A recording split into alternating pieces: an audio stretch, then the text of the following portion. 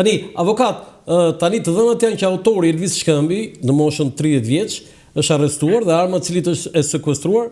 Të dhënat janë që ai ka pasur një konflikt për pronën në gjyq. Babai i tij, pra i Elvis Shkëmbit, pretendon një pronë në zonën e Shkodrës, sipas cilit ja kishin uzurpuar.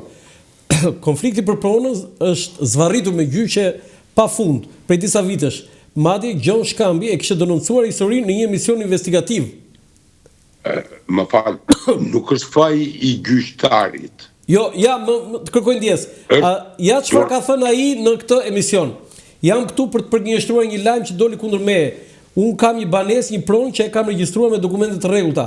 Kam ndjekur të gjitha procedurat ligjore deri më sot. Jam në konflikt me disa banorë aty, të cilët kanë pushtuar banesat prej vitesh dhe nuk duan të dalin. Përmbarimi i shtetit e ka marrë përsipër lirimin e banesave të mia. Më ka dorëzuar 2 banesa që ishin bosh dhe në to ishin futur persona pa të drejtë. Procesi është ende në vazhdimsi për të liruar gjithë banesat. Këta persona ndryhin sa herë që policia shkon për të ekzekutuar vendimin e përmbarimit, duke penguar lirimin e pronës, por megjithatë unë besoj se shteti do të funksionojë.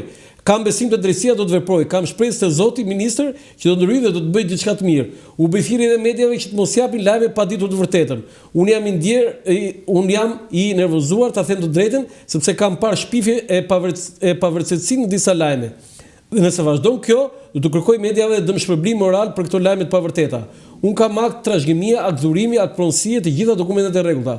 Pronën e kanë regjistruar dhe mund të kontrolloni kudo që dëshironi. Madje edhe ta çoni çështjen prokurori nëse doni. Diçka është e ligjshme dhe dokumentuar. Janë shprehur gjykata, prokuroria dhe të gjitha institucionet më të larta të drejtësisë për këtë çështje. Konflikti zgjat prej 10 vitesh. Këta persona janë aty që kur unë privatizova banesat, i kanë paguar shtetit të gjitha detyrimet, taksat dhe i paguaj edhe sot. Ndërsa ata nuk pagojnë as qira, as mua, as shtetit. Disa madje kanë nxjerrë me qira banesat e mia.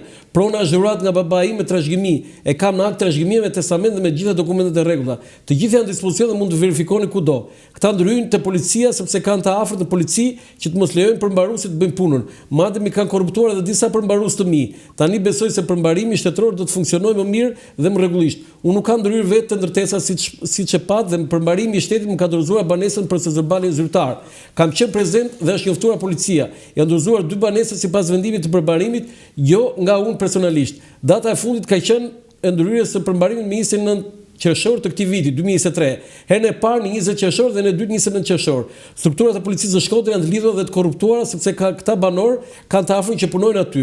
Për këtë arsye nuk po zbatohet vendimi i gjykatës dhe po pengohet përmbarimi i shtetit. Unë e kam lënë çështjen në duart e përmbarimit shtetëror. Kryetari i zyrës më ka lënë se të ndjekim deri në fund. Kam bërë edhe kallëzim penal në prokurorinë e Shkodrës për komisariatin, por prokuroria më ka pushuar çështjet. Siç e dini dhe ju, ata janë lidhur mes tyre. Gjithsesi unë kam ankimuar vendimin e pushimit dhe do t'i drejtojmë gjykatës për të kërkuar përgjegjësi ndaj policisë që nuk mbështet përmbarimin. Të gjitha dokumentet i kam gati dhe do t'i paraqes gjykatës. Këto janë defektet e policisë që do të na dërgojnë në vetë gjyqësi. Avokat, e thot në vetë gjyqësi, si mua ashtu dhe këta banorë të paligjshëm. Këta kanë edhe 2-3 shtëpi dhe lëshojnë me qira banesat e mia, tha Gjon Shkambi. Pra, ky është shprehur 2 vjet më parë se dhe ka përmendur fjalën vetë gjyqësi. Tani si ka mundësi nuk u mori një mas as policia as gjë, sepse ky akuzon rënd edhe policinë. Shiko, në rast se do funksiononte, për çdo person, policia duhet të ketë të dhëna. Dhe në rast se ky person do të hynte në gjykatë, duhet të kontrollohej në mënyrë që më të himë të mundshme. Por prandaj dhe them që nuk funksionojnë disa hallka që kanë të bëjnë me sigurinë e gjykatave dhe që është për të venduar në kokë sepse me tërmend gjyqtarët tanë janë heronj, siç janë edhe prokurorët e rrethave dhe pranë gjykatave dhe të jurisdiksionit të përgjithshëm.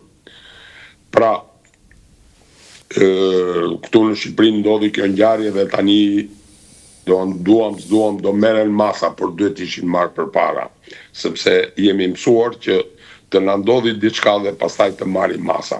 Për sqarim, fotoja në ekran e djathtë avokatit është e babait të autorit Gjon Shkambi, Elvis Shkambi. Për mua ata janë të 2 autorë të vrasjes. Janë të 2 autorë? Për mua po. Janë të 2 autorë të vrasjes. Do dhe ju e duke thënë që do të arrestohet dhe babai? Patjetër. Për mua po. Pse?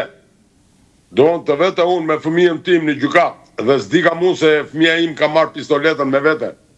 Dhe pse e ka marrë. Vetëm kjo, doon që ai ka pas djeni që i biri ka pas pistolet me vete. Dhe pse e ka marrë me vete, doon e bën bashkë autor.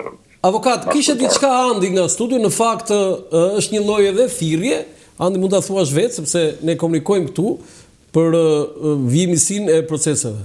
Jo, ajo që doja unë të pyesja avokatin është nëse do ketë një bojkot të seancave në vazhdim për këtë gjë, se kam përshtypjen që nesër i gjithë sistemi gjyqësor është